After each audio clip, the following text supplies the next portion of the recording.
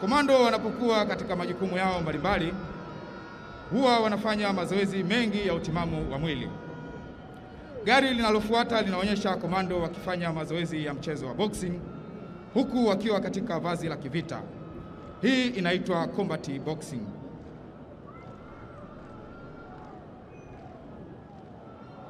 Mheshimiwa Rais wa Jamhuri ya Muungano wa Tanzania na Amiri Jeshi Mkuu,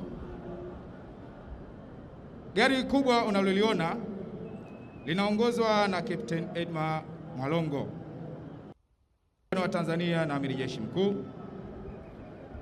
Komando wanapokuwa wanatekeleza majukumu yao ya utimamu wa mwili na ya kivita, huwa muda wote wanakuwa tayari katika kutekeleza jukumu lolote ambalo linaweza likaja ambalo halikuwahi kutekelezwa au halikuwahi kutegemewa.